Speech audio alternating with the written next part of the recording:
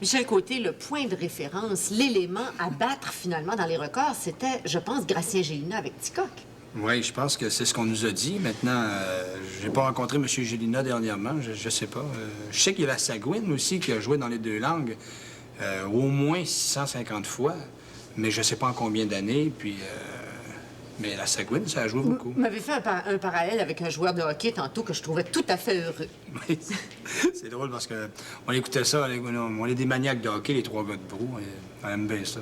Et puis, on écoutait l'autre jour que Phil Esposito jouait et il disait que c'était son 850e match dans toute sa carrière, c'est-à-dire en 10 ou 10 ans, je pense. Alors, il avait l'air de trouver ça extraordinaire. Puis nous autres, on dit « Hey, 850 parties de hockey, c'est quelque chose. » Et puis en disant ça, on s'est rendu compte que c'était notre 730e représentation de Brou. Puis on s'est dit finalement, garder les buts ou être forcé de prendre de la bière tous les soirs, c'est la même chose.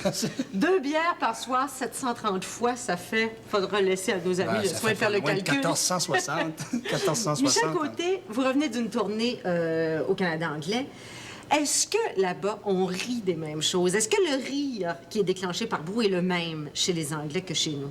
Vous seriez étonné, comme on l'a été, parce qu'au début, on est allé voir si c'est une pièce qui pouvait marcher en dehors du Québec, parce que pour nous autres, c'était une pièce tellement québécoise. C'est tellement nous autres. Et d'après ce que les gens nous disaient aussi, tout le monde venait en coulisses après disait le pointu, le pompier, c'est mon oncle, c'est mon grand-père, c'est fantastique, un autre. Et en anglais, on a la même chose.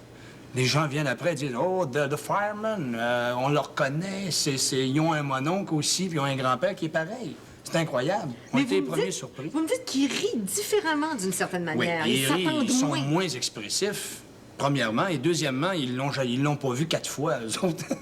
Chose qu'au Québec, maintenant, il y a des gens qui l'ont vu 2, 3, 4 fois, le spectacle. Alors, quand je passe la porte dans le pompier, on a un rire de 5 minutes dans certaines villes. Alors, avant de placer un mot, tandis qu'en anglais, quand je passe la porte, il n'y a pas de rire. Ils disent « Ah, un nouveau personnage, intéressant. » Et il faut aller les chercher. Et il y a une progression et on continue comme ça avec le texte à aller les chercher. Et à la fin, c'est le délire. Ça marche. Je pense à votre pompier, là. Il y a un accent, il y a une façon de s'exprimer en français. Vous avez joué comment en anglais avec cet accent-là, avec cette façon de s'exprimer? C'est la même voix, la même façon le même comportement physique. Il parle vite aussi. Mais ils parlent anglais avec un accent québécois. C'est ce qui donne la couleur. C'est-à-dire que pour eux autres, ce qui fait pittoresque dans le pompier, c'est l'accent québécois. Mais est-ce que vous parlez très bien anglais, vous, au départ? Ben, maintenant, dans Brou, ça commence à sortir assez rapidement, mais au début, je n'arrachais pas mal. J'ai pris des cours d'anglais pendant 1 an, comme mes camarades, là, pour jouer dans Brou en anglais. Je viens du Lac-Saint-Jean, et l'anglais, là-bas, c'est pas fort.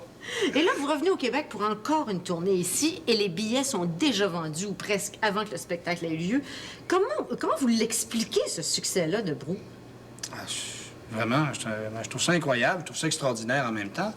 Mais j'ai pas d'idée, je sais pas. Les gens veulent rire.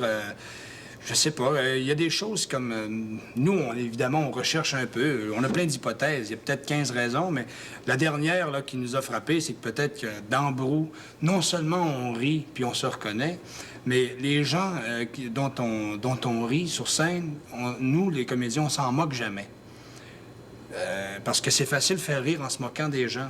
Mais on les aime, ces personnages-là. Et de voir des personnages qui sont présentés d'une façon très positivement et très amicalement, et de rire autant, je pense que ça doit être à la longue une recette, ça, pour faire rire d'une façon si franche. Vous avez un rire sympathique et chaleureux. Sympathique et chaleureux et franc et spontané. C'est pas un rire mesquin, c'est jamais un rire méchant. Jamais on se moque de aucun de nos personnages. Mais est-ce que vous pensez que ce qui se passe dans Brou, ça a déjà correspondu à quelque chose? Est-ce que ça correspond encore à quelque chose? Ah, il faut, parce que sinon, ça se peut pas que ça marche autant. Il faut absolument que ça corresponde à quelque chose.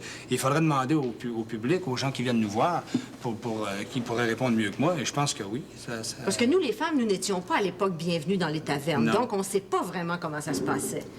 Mais moi, je pense que ça touche quelque chose. C'est la vérité. Ce qu'il y a dans Brou, c'est vrai. C'est ramassé. Ça se passait pas dans une journée. Peut-être que ça se passait dans un mois. Puis nous autres, on a fait voûte, puis on a mis ça dans une soirée, dans une journée. Mais c'est vrai. Il n'y a rien d'exagéré. Entre nous, je peux vous dire, ça pouvait être pas mal pire que ça. On a épuré pas mal. Vous avez été bien bon pour nous. On Merci, est Michel fiers. Côté, d'être venu nous voir.